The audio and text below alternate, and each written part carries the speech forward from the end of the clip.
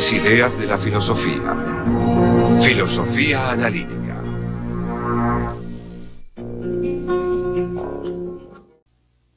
El sentimiento o la actitud armoniosa que los metafísicos tratan de expresar en un sistema monístico está más claramente expresado en la música de Mozart.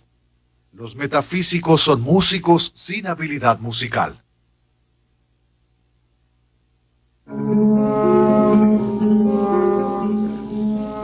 El positivismo lógico rechazaba como ilegítimo todo enunciado que no se basara en la experiencia directa. Esta posición fue la base del principio de verificación. Una oración tiene sentido si y solo si se puede verificar empíricamente o se puede demostrar que es verdadera mediante el análisis de los significados convencionales de sus signos o símbolos. En otras palabras, comprender el significado de una proposición requiere saber cómo verificarla.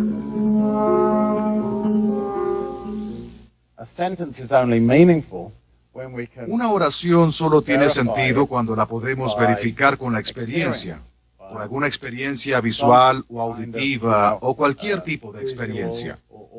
Cuando una oración no puede ser verificada o demostrarse o probarse que es al menos bastante probable o algo así por la experiencia, entonces carece de sentido y realmente, literalmente no tiene sentido en absoluto.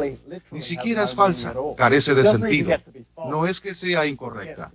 Es como cuando un gato ronronea. No es correcto o incorrecto, es solamente un ruido. Los positivistas lógicos sostenían que las hipótesis científicas podían reducirse a lo que denominaron enunciados protocolares, que son los informes básicos de la observación directa. Estos informes forman la norma mediante la cual se verifican otros enunciados empíricos. Este punto de vista planteó la siguiente pregunta: ¿no sería necesario también verificar los propios enunciados protocolares? Otto Neurath comparó el conocimiento a un barco que debe ser continuamente reconstruido mientras aún está en el mar. Reconciliar la objetividad de la ciencia con la subjetividad de la experiencia personal presentó un desafío al Círculo de Viena. Si la experiencia adopta la forma de datos de naturaleza privada, ¿cómo puede la ciencia lograr la actitud imparcial a la que aspira? Neurath y Rudolf Carnap trataron de resolver este conflicto con una versión revisada del materialismo denominada fisicalismo. El objetivo del fisicalismo era convertir a la física en el catalizador que unificara a todas las ciencias. Afirmaba que todo lo que existe o sucede puede describirse totalmente a través del lenguaje de la física. Aquí estaba entonces el santo grial del positivismo lógico, un lenguaje científico que podía, en teoría, darle la voz a todas las ciencias.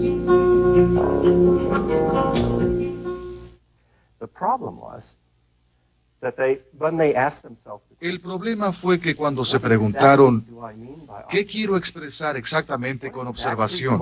¿Qué quiero expresar exactamente cuando digo que una oración es verificable de este modo o demostrada como falsa a partir de esta, aquella u otra observación? Descubrieron que cada vez que intentaban precisar o aclarar estas nociones, fracasaban. Inicialmente, sus problemas consistían en tratar de hacer esas nociones de verificación y falsificación bastante fuertes, y toda clase de oraciones de la ciencia a las que consideraban el paradigma del significado terminarían siendo clasificadas como sin sentido. Esto era considerado, con razón, un verdadero desastre. Hay dos temas centrales que constituían la base de la crítica de los positivistas a la metafísica. Tema 1. Todo lo que equivale a la necesidad es verdad por convención. Y tema 2. La significación es un asunto de verificabilidad. Y tal vez podríamos agregar falsabilidad, demostrable como verdadera o falsa por la observación directa. Por eso, estas dos ideas constituían una amenaza a la metafísica. Pero lo interesante es que no debió pasar mucho tiempo para ver que ambas ideas eran absolutamente erróneas.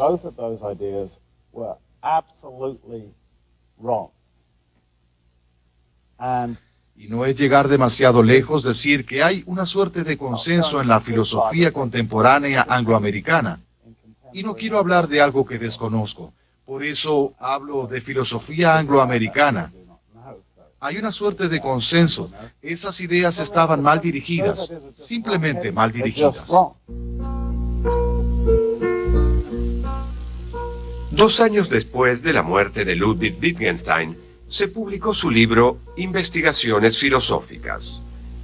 La obra representó entonces una separación radical de sus primeros trabajos e influyó de manera continua en el modo en que se maneja la filosofía.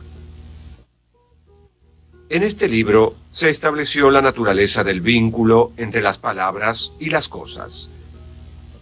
Wittgenstein sostuvo que no existe la experiencia primitiva o prelingüística. Toda experiencia es lingüística. Adquirir el lenguaje es adquirir un modo de experimentar el mundo.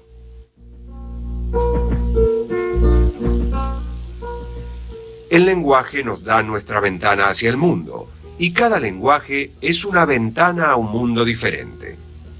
En sus investigaciones filosóficas, Wittgenstein desplazó el concepto de significado del hecho u objeto que las palabras representan hacia el uso que una determinada comunidad hace de ellas.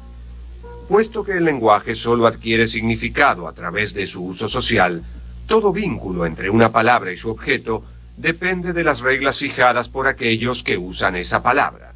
Estas reglas definen lo que Wittgenstein denominó juegos de lenguaje. Los juegos del lenguaje. Bien, como con todo lo último de Wittgenstein, es decir, el Wittgenstein de investigaciones filosóficas, siempre debemos entenderlo en relación a los primeros trabajos de Wittgenstein, pues este solo consideraba sus propias opiniones, no estaba demasiado interesado en las opiniones de los demás. Por eso cuando él dice algo en sus investigaciones sobre los errores de los filósofos, normalmente se refiere a sí mismo anteriormente. En el Tractatus nunca tenemos la idea de que las personas usan el lenguaje para decir algo. Es un sistema abstracto. Esta es la lógica que lo influye.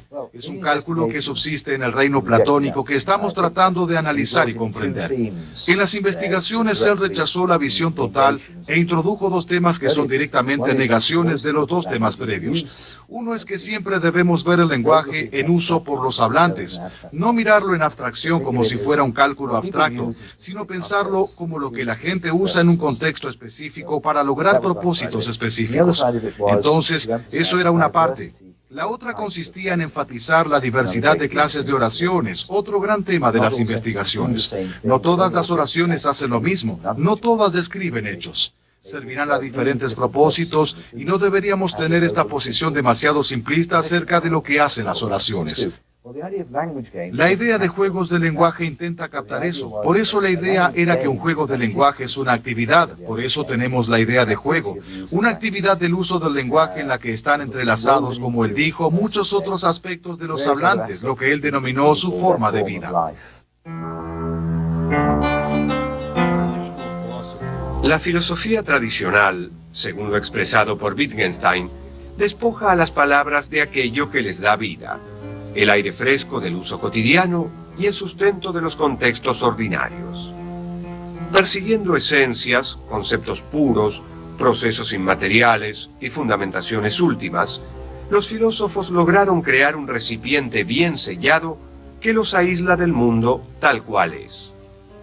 Caen ellos mismos en esa trampa como moscas encerradas en una botella. El propósito de la filosofía, dice Wittgenstein, es mostrar la salida de esa botella. Aquí hay una clase de filosofía que es terapéutica, lo que él denomina una batalla contra el hechizo de nuestra inteligencia por medio del lenguaje.